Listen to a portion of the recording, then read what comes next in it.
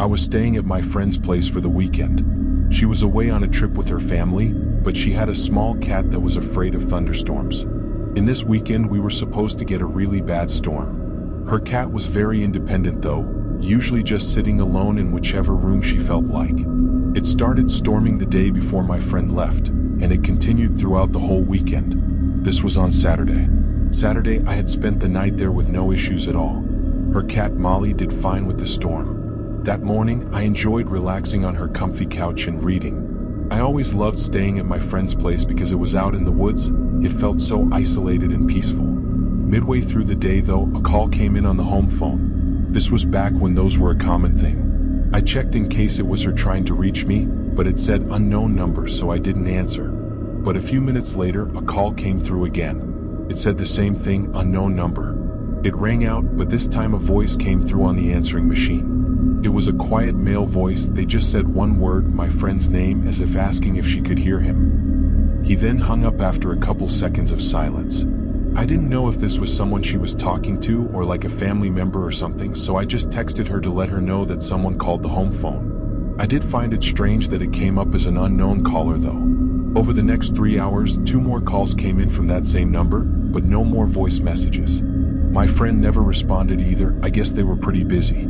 I didn't worry myself about it though. I figured it was nothing. I made food and really spent the rest of the day not doing much of anything. Later, say around 8 or 9, I found a movie to watch upstairs in the bedroom. I got about halfway through it before remembering to check on Molly and make sure she had food and water.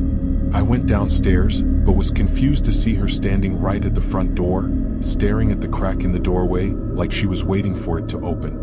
I called her name and she looked at me, but only for a moment before looking back at the door. Kind of creeped me out if I'm being honest. I walked up to the door and hesitantly looked out the peephole at the porch.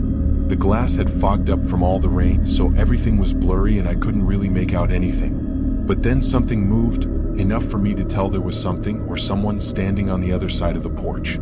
I felt a little unsettled, but I continued to watch, trying to get a clearer view of what I was seeing. I really wanted to know for sure if there was someone out there, but I also didn't want to open the door if there was someone there. 2 to 3 minutes went by without any changes in what I could see.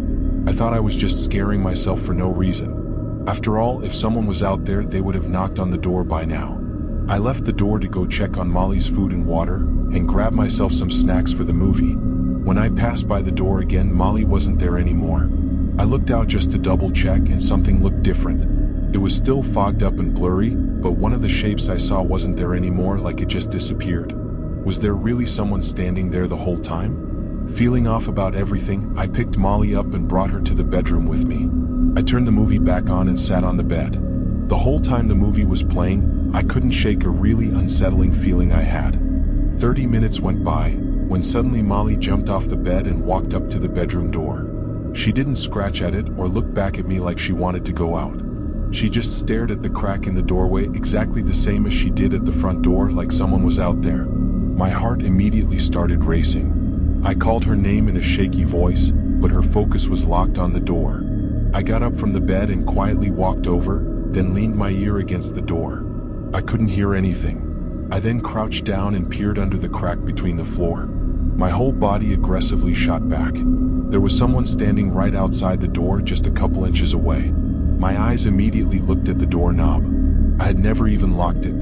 I snapped the lock down and almost right away the person on the other side ran away from the door. They went downstairs where I could no longer hear anything. I called 911, then called my friend. By the time cops got there, the house was empty and nobody was around. With all the information, it seemed that the intruder was likely a stalker, probably the same one who kept calling, so they tried to trace the phone number but had no luck. It was pretty much left at that. I feel bad for my friend because whoever that man was, he was definitely stalking her and not me. I don't know if it was just a coincidence that they showed up during the weekend she was gone, or if they were trying to break into what they thought would be an empty home. After all, I never answered the phone, so they probably were confident the house was empty. Maybe they were planning to wait and catch her off guard when she eventually got back from vacation. We never found out who they were or what they were doing.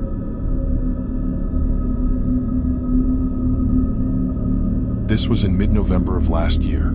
I had just gotten laid off due to budget cutting at the office. Luckily, I had some money saved up to cover for me while I searched for a new job.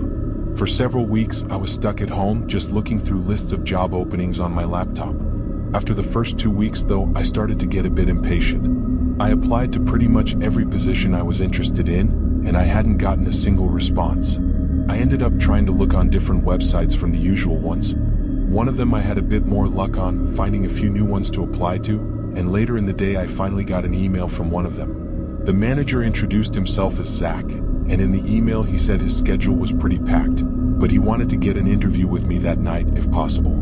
I wasn't fully prepared, nor did I feel comfortable enough to ask why it had to be tonight, but I definitely didn't want to let this slip by without trying. I thought showing up on short notice would be a good way to show my commitment. The job was just some regular sales job from the looks of it, but the pay was worth it. I agreed to the interview, and Zach sent me the address and said to be there at 7:30. I got ready and headed over, arriving 15 minutes early. I didn't have any time to research the place or anything, so I wasn't all too sure what to expect. The place it had me pull into was the parking lot of a small building. It wasn't obvious from the outside what the building was for, it only had an address number on it. I mean, I assumed it was just an office because it was a sales job, but it was hard to say because all the lights were off. The parking lot was also empty, something felt wrong. I checked the address again and looked it up, and it came back to the same spot. The building had no name on Google either. I called the phone number attached to the email that Zach sent me. He didn't pick up. I called a couple more times and still got no answer. I waited until 15 minutes past the scheduled time, then decided to leave. Dark, empty building with nobody in the parking lot, and getting no reply from the interviewer. The whole thing felt sketchy, and in hindsight, I should have been more aware to the possibility. I drove home. I was upset about the waste of time, but overall I just wanted to move past it. I told myself I'd stick with the regular job search websites and would continue the search in the morning. I wasn't sure if Zach gave me the wrong address on accident or what really happened, but I didn't waste more of my time thinking about it. I grabbed a beer from the fridge and sat on the couch, cracking it open and turning on the TV. With no job, I had no bedtime, so I pretty much just chilled on the couch until I felt sleepy. Throughout the hours though, I kept hearing something upstairs, just like a creak in the ceiling. I checked out the window a couple of times to see if it was windy outside, but it wasn't at all. The creaking didn't concern me really, it didn't sound abnormal by any means. I think I got tired around 10 p.m. I shut off the TV and the downstairs lights, then walked upstairs to the bedroom. The last thing I remember was getting in bed and laying down, falling asleep really quickly. Before suddenly I was awake again. My eyes were open to the pitch black room. As I laid there, I heard that same creak sound that I'd been hearing. It was close to me, like somewhere on the other side of the room. I looked over with my tired eyes, barely seeing anything in the dark. But then there was the slow and quiet sound that I recognized as the closet sliding open. My eyes opened a little more, seeing just the outline of the closet door slowly opening. I felt almost like I was frozen, just stuck in place, unable to move as I watched this happen. My mind wasn't fully convinced this was even real. It wasn't until the closet stopped moving, and a figure leaned out from behind it that my body jerked out of the frozen state I was in. I grabbed my phone and jumped out of bed, opposite to the side the closet was on. The figure didn't move though, they just stood still and stared at me, almost like they were hoping I somehow didn't see them. Standing up though, and with my eyes adjusted, I was 100% sure what I was seeing was real. I ran out of the room and left my house as I spoke to a 911 operator. It was probably dumb of me, but I stood in my front yard and watched through my front door at the staircase. I didn't want whoever was in there to leave without getting caught. Obviously they could have been dangerous and armed, so it wasn't the smartest decision. A few minutes later, 2 cops showed up.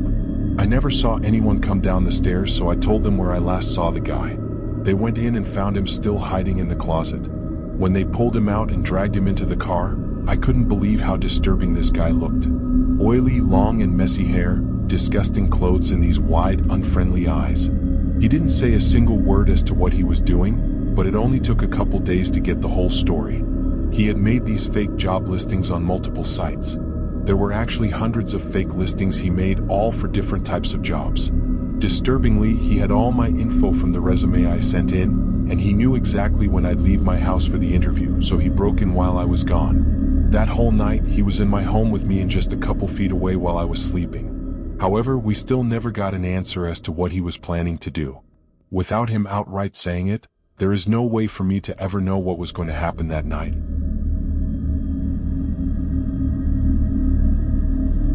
I live in the middle of nowhere. It's flat, barren farmland for miles in all directions. There's a main highway that's not too far from me, but that's about the only paved road around here. Everything else is dirt, or if you're lucky, gravel. Nearest town is 20 minutes away, and it isn't really much of a town. Anyway, I'm 44 and retired, so I spend most of my days at home. This was a regular, ordinary day for me.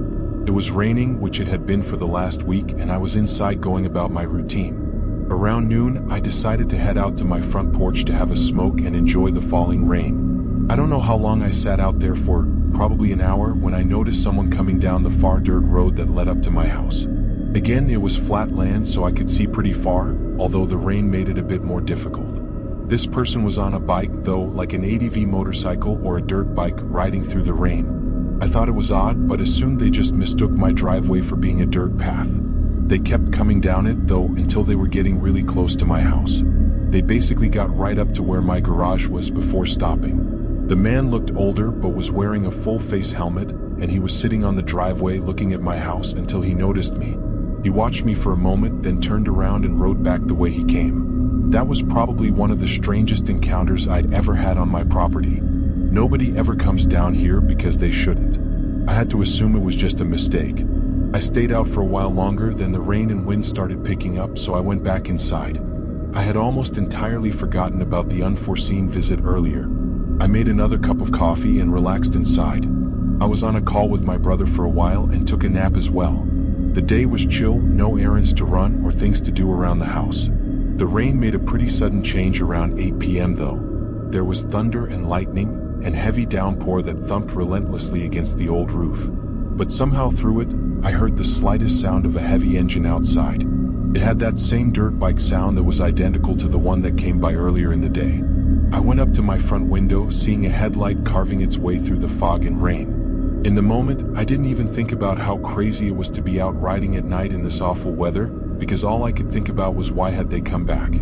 As they got closer, they shut off their headlight and instantly they disappeared. I couldn't see them at all. I waited, but they never came up to the garage like they did last time. Minutes went by without me seeing or hearing anything. Where could they have gone? Unfortunately, situations like these can't easily be called into the police station, so I was on my own. I grabbed my shotgun from the bedroom, which I only kept for self-defense. I had no idea what was going on, if they were lost or needed help, or if they were dangerous. All I knew was that I was alone in the middle of nowhere and needed to be extra cautious. I spent the next 20 minutes routinely checking out the windows on all sides of my property. I saw nothing more until I made another round, and when I looked out the back window, I just made out something in the fog. It quickly moved away. The eerie nature of it sent chills through me. Being unable to see anything and having no real way to know what was going on made it as unnerving as it could possibly be. Then I started hearing muddy footsteps outside my house, like right up against the house, splashing in the mud and water.